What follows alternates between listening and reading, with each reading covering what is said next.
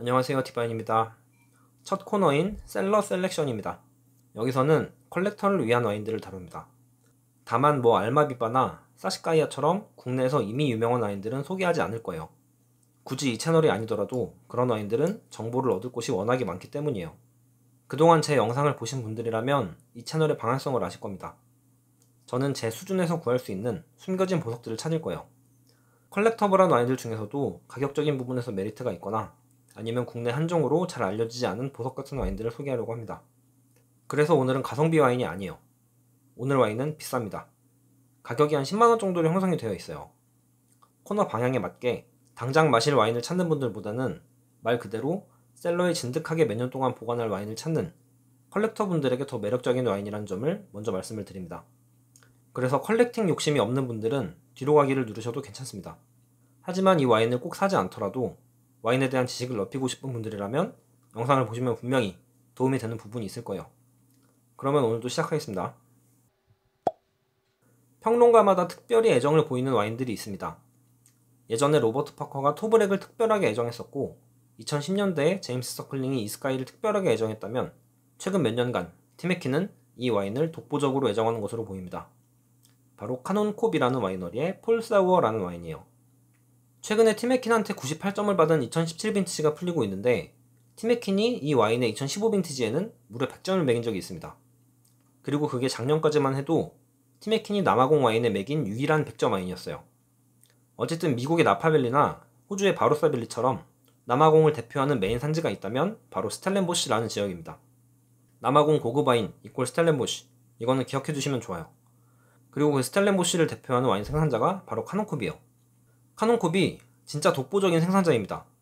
여기만큼은 이 지역의 유명한 생산자 중에 하나다 이런 차원이 아니라 다른 생산자들의 벤치마킹이 되는 생산자다 이렇게 이해하시는 편이 맞을 것 같아요.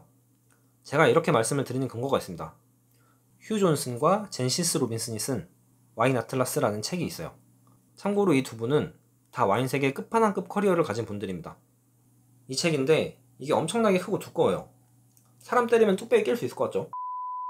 어쨌든 여기에 남아공 스텔렌보스 섹션을 보면 이런 언급이 있어요. 책 있는 분들은 확인해보세요. 382쪽입니다. 이 지역의 대표 와이너리 그리고 피노타주의 왕이라고 아예 명문화가 되어 있습니다. 그리고 죽기 전에 꼭 마셔봐야 할 와인 1000일이라는 책도 있는데 카논콥은 여기서 하나도 아니고 두 종의 와인으로 이름을 올리고 있어요. 이러기가 쉽지 않습니다. 네이버 지식백과 들어가셔서 카논콥을 검색하시면 나와요. 이것도 심심하면 읽어보세요. 어쨌든 지금까지를 요약하면 남아공 스텔렌보시에 굉장히 많은 와인 생산자들이 모여있고 그 중에 상당히 유명한 생산자들이 많은데 카논콥은 그 중에서 가장 대표적인 와이너리이고 명주급 와인을 두 종이나 생산을 하고 있다는 거예요. 한마디로 남아공 와인을 알고 싶다면 무조건 거쳐가야 하는 집입니다. 그러면 여기가 왜 이렇게 인정을 받느냐? 물론 이 와이너리에 플러스 알파가 있어서지만 먼저 공부 차원에서 이 지역의 공통적인 이유인 때루아 특징을 먼저 말씀드릴게요. 스텔렌보스와 카논콥은 여기에 있습니다. 바다의 영향권에 있는 지역이에요. 그래서 지중해성 기후를 띠고 있습니다. 우리 생각에는 아프리카라는 고정관념 때문에 엄청 더울 것 같잖아요. 일조량이 높은 건 맞아요. 그런데 해풍이 선선하게 불기 때문에 생각만큼 그렇게 뜨겁진 않다고 합니다. 그래서 휴양지가 진짜 많은 지역이기도 해요. 포도의 성장기간 동안에는 평균 기온이 19.7도라고 합니다. 참고로 미국 나파밸리의 성장기 평균 기온이 19.3도고 호주 바로사밸리가 19.8도입니다. 비교해보면 기후 조건도 이상적이죠. 구글어스로 보면 여기가 구릉지대예요. 여기가 카논콥 와이너리고 이 주변 영역이 카논콥 소유의 포도밭입니다. 해발 1000m가 넘는 이 시몬스버그 산으로부터 비탈 쪽에 위치해 있는 걸 알 수 있어요. 비탈에 있으면 기본적으로 배수가 잘 되겠죠. 경사면이라 햇빛도 더 고르게 받을 수 있고 포도의 공기순환도 더 잘 됩니다. 근데 너무 비탈이면 관리 자체가 힘들어지고 비가 많이 오거나 하면 침식 가능성도 있어요. 이건 상식으로 알아두세요. 그리고 토양은 지질학적으로 굉장히 오래된 토양이라고 해요. 남아공이 지구의 포도 산지들 중에서 가장 오래된 토양이라고 합니다. 기반이 화강암인데 엄청 오랜 시간을 거치면서 풍화토가 많이 쌓여 있다고 해요.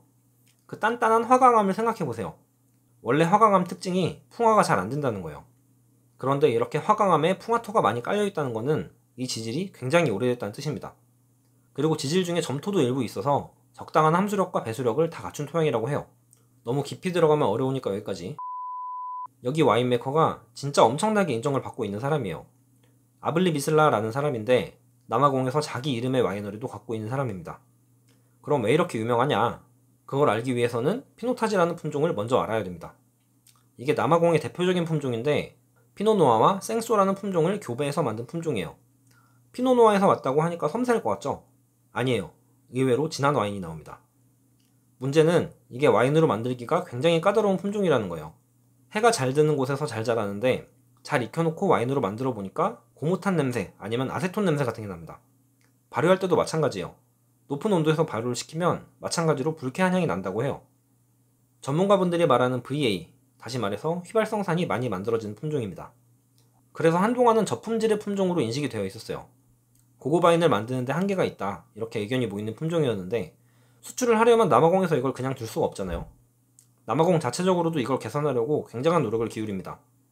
피노타지 와인 대회를 열어서 품질 향상을 노리기도 하고 피노타지 어소시에이션이라는 단체도 만들어서 연구도 굉장히 활발하게 진행을 했어요. 그래서 지금은 품질이 개선되어서 독특하게 쏘는 풍미를 가진 피노타지가 와인 품종의 하나로 인정을 받게 됩니다.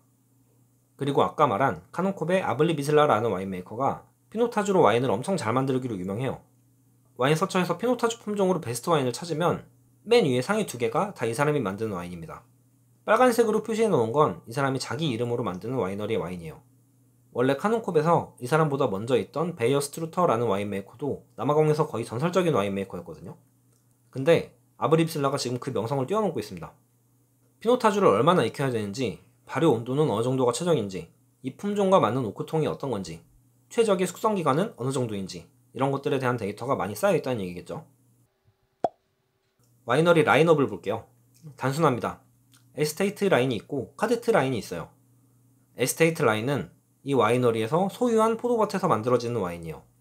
발효 후에는 새우코통 위주로 오랫동안 숙성을 시키는 고급 라인이고, 카데트 라인은 이 와이너리 밖에서 비교적 어린 포도나무에서 수확된 포도들을 와이너리에서 구입해서 만드는 라인입니다. 발효 후에는 중고 오크통에서 12개월이나 14개월 정도 숙성시키는 가성비 라인이라고 보시면 됩니다. 카데트가 원래는 가성비 와인인데 우리나라는 남아공이랑 FTA가 안 돼 있어서 가성비라고 보기는 조금 애매합니다. 원래 2만원대로 풀려야 맞을 텐데 우리나라에서는 3만원대로 풀리고 있어요. 우리나라에서는 포지션이 조금 애매합니다. 근데 품종 특성을 제대로 보여주는 가성비 피노타주가 제 생각에 이거 말고 다른 대안이 없어요.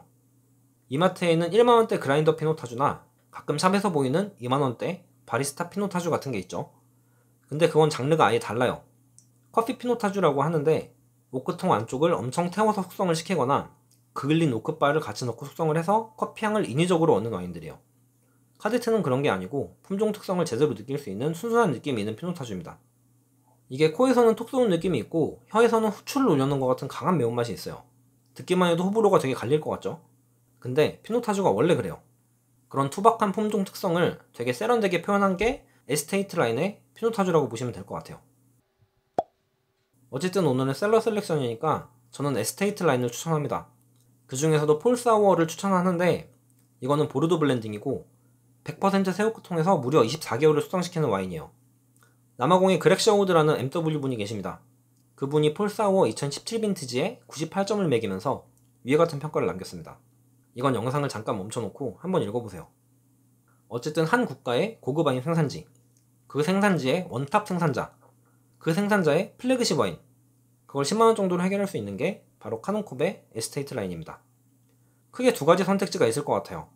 피노타주로 만든 와인을 마셔봤고 품종 특성을 알고 있다, 그래서 잘 만든 피노타주를 마셔보고 싶다, 이런 분들은 에스테이트 피노타주를 드시면 되고, 안전빵이 좋다, 보르도 블렌드를 좋아한다, 내지는 까베르네 소비뇽을 좋아한다, 이런 분들은 폴사워나 까베르네 소비뇽을 선택을 하시면 됩니다.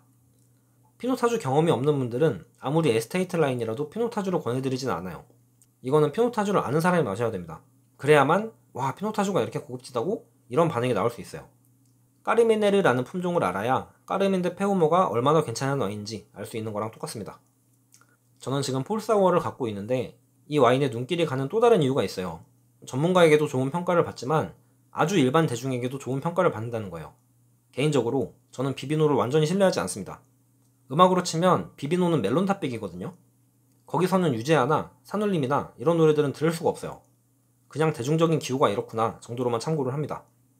근데 폴사워는 그 일반 대중의 입맛을 대변하는 비비노에서도 4.4점이고 훈련된 평론가들의 점수도 굉장히 좋아요. 와인 좀 찾아본 분들은 아시겠지만 이러기가 쉽지가 않죠. 전문가와 일반인의 입맛을 다 잡고 있는 거예요. 아무래도 보르도 블렌드이기 때문에 좀 더 친숙하게 고급진 마실 수 있다. 이게 하나의 포인트가 될 수 있을 것 같습니다. 단점이 있다면 해외가 대비 그렇게 매력적이지 못한 가격이에요. 다시 말하지만 남아공은 우리나라와 FTA 체결 국가가 아닙니다. 관세가 있어서 국내가가 좀 더 비싸게 잡힐 수밖에 없어요. 미국에서는 65,000원 정도로 팔리는데 우리는 보통 10만원 정도로 살 수가 있어요. 지역 상품권을 적용해야 9만원 정도로 살 수가 있습니다. 만약에 남아공이 FTA 체결 국가였다면 가격이 조금은 더 내려갈 것 같은데 이거는 좀 아쉬운 부분이긴 해요. 그래도 저는 앞의 요인들이 이 단점을 다 커버한다고 생각해요. 그러니까 이거는 추천하는 분들이 명확합니다. 다시 말씀드리지만 오늘만큼은 가성비 와인이 아니에요. 셀러에 놓고 10년 후에 꺼내 먹을 수 있다. 이런 분들이 구매를 하셨으면 좋겠습니다. 티메키는 2025년부터 2035년까지를 이 와인의 시음적기로 잡고 있어요. 남아공에서 만든 최고의 와인이 궁금하다 하면 카논코베 와인에 한번 관심을 가져보세요. 편견이 깨질지도 모릅니다. 마지막으로 판매처 알려드립니다. 디오니 망원점은 제가 직접 확인을 했는데 다른 지점은 모르겠어요. 다른 샵에서도 취급하는 곳이 있다면 댓글로 알려주셔도 좋고, 혹시 이 와인을 보유한 다른 와인샵 사장님들도 혹시 이걸 보시면 우리 매장도 이거 취급한다고 다른 데 올리셔도 괜찮습니다. 좋은 와인을 갖고 있다면, 그리고 그걸 보는 안목이 있는 사장님들이라면 이번 기회에 이런 와인을 좀 알리셨으면 좋겠어요. 오늘 진짜 영혼을 털어서 만들었습니다. 컬렉터분들께 좋은 참고가 되기를 바라면서 오늘은 여기서 마무리하겠습니다. 아는 만큼 보인다, 아는 만큼 맛있다. 지금까지 디바인이었습니다. 감사합니다.